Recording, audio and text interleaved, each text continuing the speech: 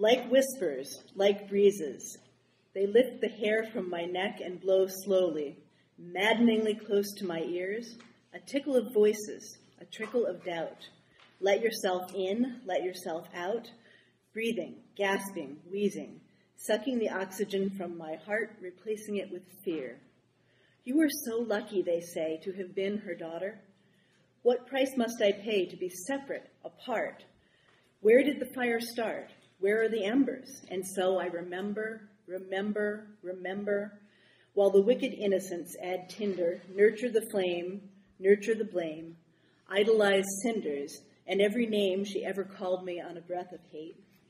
Yes, she was a sad child, a lonely child alone, derivative of her confusion and the cusp of years. Melancholy girl, too bright, too flighty, too quick to burn, kindled to silence. Damn the torpedoes, damn the tears, save them all up for a rainy day. Shiny new emotion, unused, unwrapped, laid bare here and there, then trapped and tapped to perform. On a high wire, I aspired.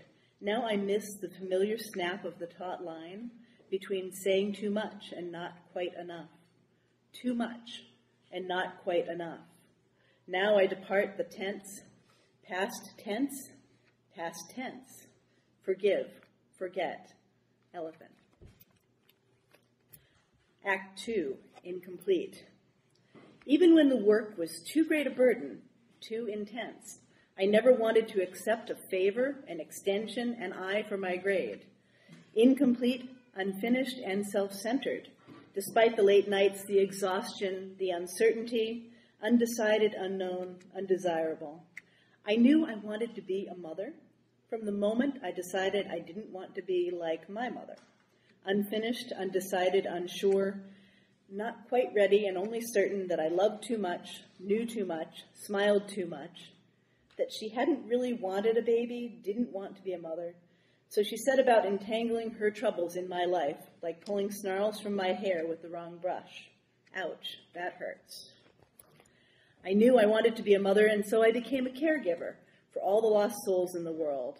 Sunday school teacher, babysitter, decision maker, nanny, assistant manager, class representative. Silent until I was needed, back seat, third wheel. I knew I wanted to be a mother when I met him, and she was just 5 months old. I moved in with him, and she was just 11 months old. I married him, and she was 6 years old. Despite the constant reminders that I wasn't her mother, could never be. She wasn't mine, but he was lucky to have her. He had never meant to be a father. She was a happy accident. I should have recognized the signs, should have broken with responsibility when he called me names, when he called her names, when he made her afraid to be smart, when he made me afraid to say the word mother aloud. But leaving would have given me an incomplete, and I, a self.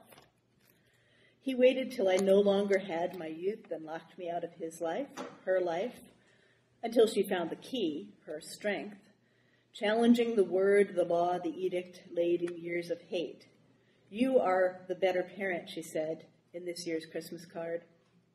Years later now, I sort the photographs and keepsakes. I find treasures in the attic and think that there will never be a little hand in mine, a little heart who loves too much and paints sunshine with a smile, a little voice to call me mother, mommy, mom. There will be one grade, one mark, one record, incomplete, unfinished, and self-centered. Act 3, kiss this history. The shades flicker, fitful, lifting slightly, like someone breathing, like a memory, like she has walked into the room and sits, back turned, relaxed, at peace. Neither her young auburn Hepburn grace, nor her paper-thin self fractured with worry. She is here, and she is ready for a conversation. Is your life what you expected, she asks, laughing before I can answer, and I hear the steady rhythm of spoon against mass-produced post-war cup. I can't see her hands. Still, I suspect her ghost has no need for caffeine. No, it's all effect, a spectral show. This is the soundtrack of our life. The scrape and ring of dishes, sluice of water, clatter of dice, the ringing of the rotary phone, the scattering of birdseed from a can across the snow. I open my mouth, but the words won't leap over the precipice of my lips. They stick to my teeth, simultaneously sweet and tart. Raspberry words, red like blood, my blood, ebbing and flowing, a cascade within my veins. She will not turn her head. I flush red, scarlet, ashamed. Is there only pity left? No witty replies, no ready advice. Only faded mid-century antiques, the bric-a-brac of a pack rat. She sees that I have moved the table, given away things I might have kept. I want to tell her the important things are all in my heart, and that I wept to see the piles in the dumpster. I did what I needed at the time, even if I added color to the white walls, even if I emptied the basement of all those stagnant words, mildewed books, newspapers saved for some small fact on page B3. I have always tried to be Sunday shoes good. I forced myself to fold the clothes just so, fold myself at odd angles, fold my expectations into a box, a hope chest full of impossible angels, improbable comparisons. I color inside the lines. I walk the straight and narrow. In following carefully, yet failing to be perfect, I now find that I have cheated. It was no test, but I cheated myself out of what I really wanted. Passion, fireworks, brilliant afterglow, life outside the confines, outside the convent, convention. I watch the golds and browns shimmer in my sight, eyes swimming with little stinging nettles, tears that tear and burn. Are you happy, she asks, stopping me in my tracks. Spoon poised above the rim of the mug, shaken, unstirred.